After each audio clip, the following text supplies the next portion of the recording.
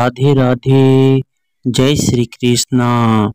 करवा चौथ में की कथा में आप सभी का स्वागत है। आप सभी का हार्दिक अभिनंदन है। करवा चौथ की कथा, आइए सुनते हैं करवा चौथ की कहानी। बहुत समय पहले की बात है।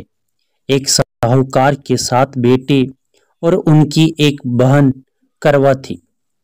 सभी 7 भाई अपनी बहन से बहुत प्यार करते थे, यहाँ तक कि वे पहले उसे खाना खिलाते और बाद में स्वयं खाते थे।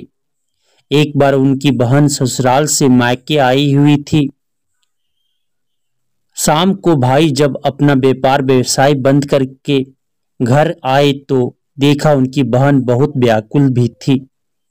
सभी भाई खाना खाने बैठे और अपनी बहन से भी खाने का आग्रह करने लगे, लेकिन बहन ने बताया कि उसका आज करवा चौथ का निर्जल व्रत है और वह खाना सिर्फ चंद्रमा को देखकर, उसे अर्घ देकर ही खा सकती है। चूंकि चंद्रमा अभी तक नहीं निकला है, इसलिए वह भूख प्यास से व्याकुल हो उठी है। सबसे छोटे भाई को अपनी बहन की हालत देखी नहीं जाती और वह दूर पीपल के पेड़ पर एक दीपक जलाकर चलनी की ओट में रख देता है।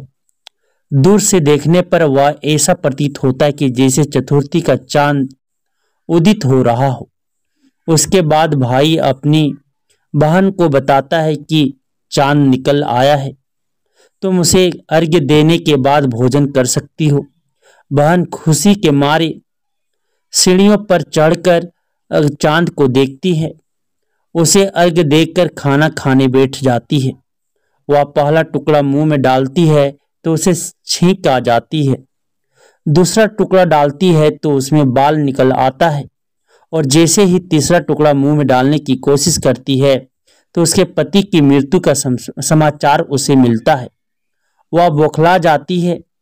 उसकी भाभी उसे सच्चाई से अवगत कराती है कि उसके साथ ऐसा क्यों हुआ। करवा चौथ का व्रत गलत तरीके से टूटने के कारण देवता उससे नाराज हो गए हैं और उन्होंने ऐसे किया है।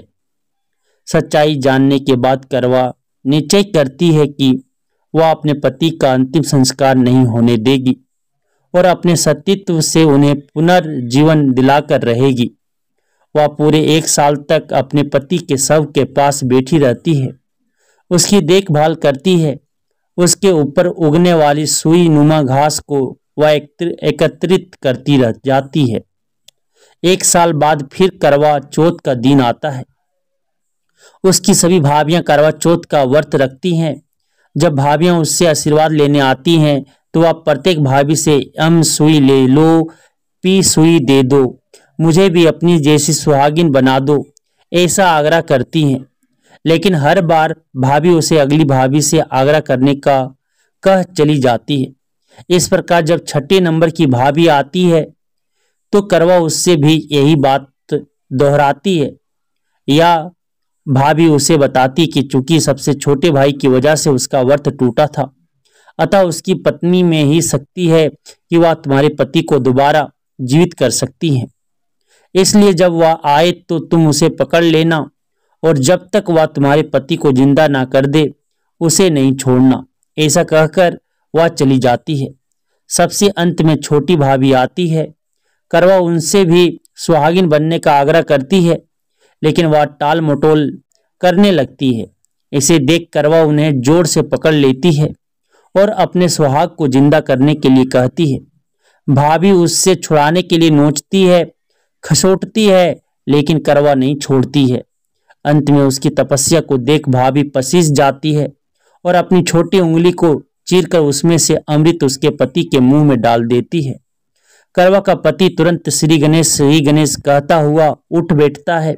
इस प्रकार प्रभु कृपा से उसकी छोटी भाभी के माध्यम से करवा को अपना सुहाग वापस मिल जाता है।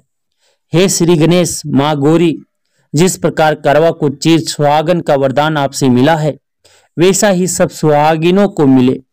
इति श्री करवा चौथ व्रत कथा समाप्तम। राधे राधे। जय श्री कृष्णा।